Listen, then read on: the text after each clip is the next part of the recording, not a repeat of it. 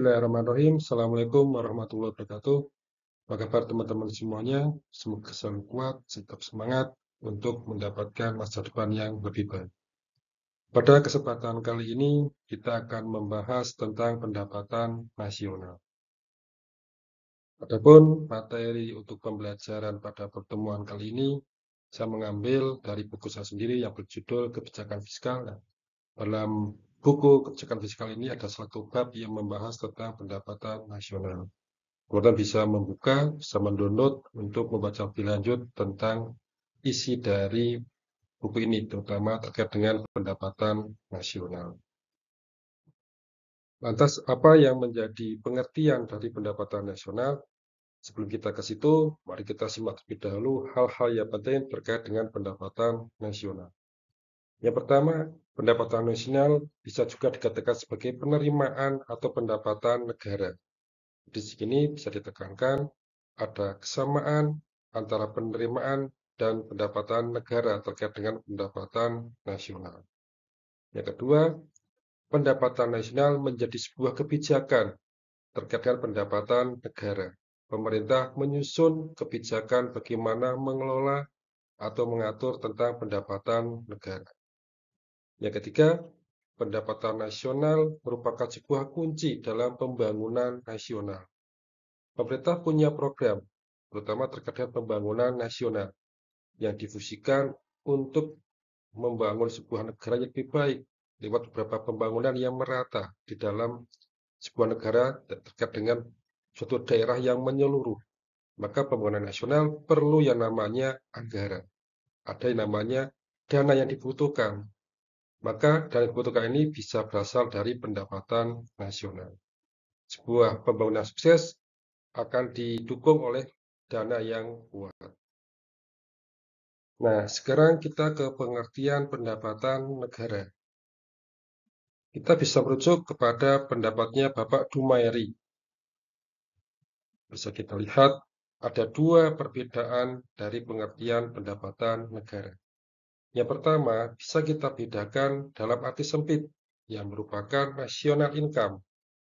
Sedangkan dalam arti luas, pendapatan nasional atau pendapatan negara bisa merujuk kepada PDB, produk domestik bruto, atau juga bisa merujuk kepada produk nasional bruto, PNB. Juga bisa merujuk kepada produk nasional neto, PNN. Juga bisa merujuk kepada pendapatan nasional, atau PM. Pengertian pendapatan negara juga diatur dalam Undang-Undang Nomor 12 Tahun 2014 tentang perubahan atas Undang-Undang Nomor 23 Tahun 2013 tentang anggaran pendapatan dan belanja negara. Di sini pendapatan negara merupakan hak pemerintah pusat yang diakui sebagai penambah penerimaan bersih yang terdiri dari perpajakan, penerimaan negara bukan pajak, dan penerimaan hibah. Sedangkan pengertian dari pendapatan negara, kalau kita merujuk pada buku saya tadi di awal, diartikan sebagai aliran dana yang masuk tetapi belum tentu dianggap sebagai kekayaan atau penambah nilai bersih. Sedangkan pendapatan negara dianggap sebagai hak dan diakui sebagai penambahan nilai bersih. Jadi ada perbedaan antara penerimaan negara dengan pendapatan negara. Kalau penerimaan dana merupakan aliran dana yang belum tentu dianggap sebagai kekayaan serta menambah nilai bersih, sedangkan kalau pendapatan negara merupakan hak dan dianggap sebagai dan diakui sebagai penambah nilai bersih. Untuk sumbernya terkait dengan penerimaan dan pendapatan negara, kita bisa simpulkan menjadi ada 4 sumber. Yang pertama ada perpajakan. Ini merupakan sumber yang paling banyak kita ketahui dan paling besar sumbangan pajak kepada negara. Yang kedua, ada pendapatan negara bukan pajak atau PNBP. Yang ketiga, ada hibah kepatuhan. Sedangkan yang keempat, ada pengembalian belanja. Setelah kita memahami pengertian pajak, kita juga bisa mengetahui pengertian pajak berdasarkan karakteristiknya. Yang pertama, pajak merupakan kontribusi wajib pajak kepada negara. Artinya ada peran dari wajib pajak kepada negara. Yang kedua, tidak mendapatkan dan merasakan imbalan secara langsung. Setiap wajib pajak yang membayar pajak kepada negara tidak merasakan imbalan atau merasakan secara langsung. Yang ketiga, bersifat memaksa. Wajib pajak harus memenuhi semua kewajiban pajak. Yang keempat, pajak ini diatur lewat undang-undang. Jadi wajib pajak besarannya diatur lewat undang-undang. Atau siapa yang menjadi wajib pajak itu telah diatur di dalam undang-undang. Sekarang kita melihat fungsi dari pajak. Ada 4 fungsi yang bisa kita ketahui. Yang pertama, ada fungsi anggaran.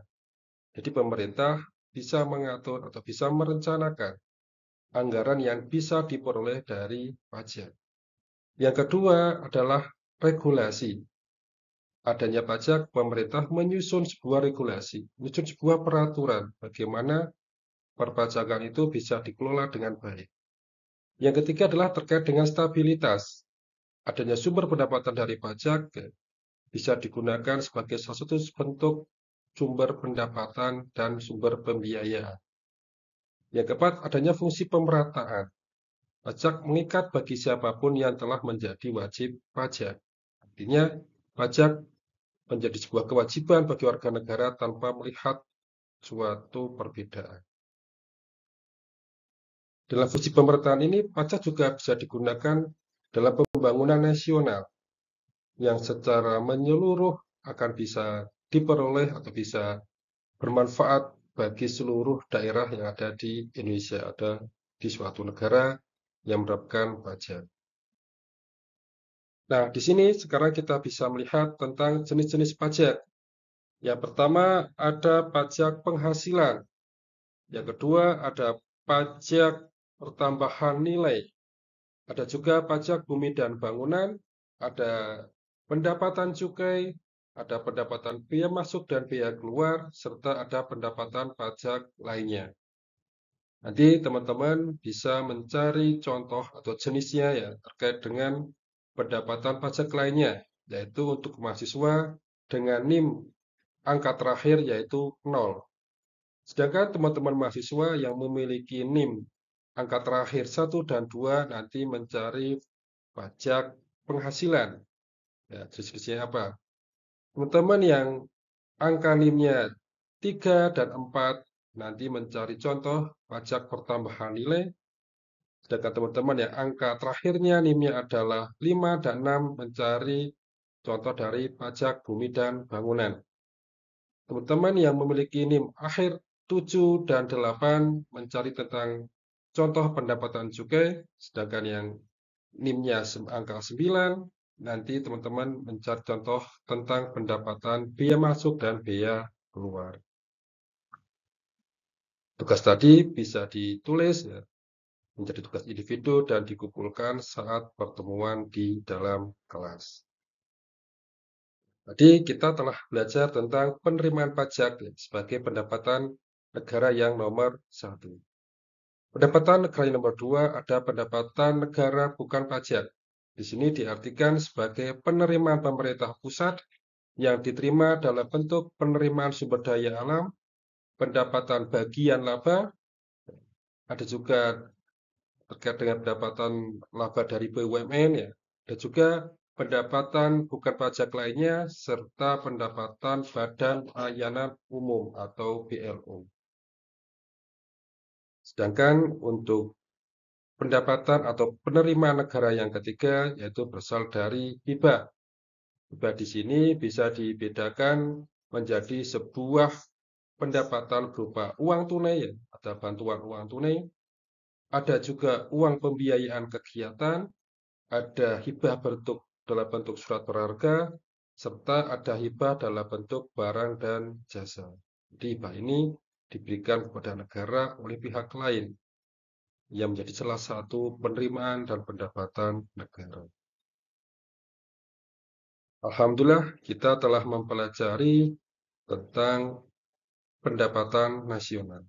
Semoga yang kita pelajari pada kesempatan kali ini bisa bermanfaat untuk masa depan yang lebih baik, serta dicatat sebagai amal kebaikan bagi kita semua.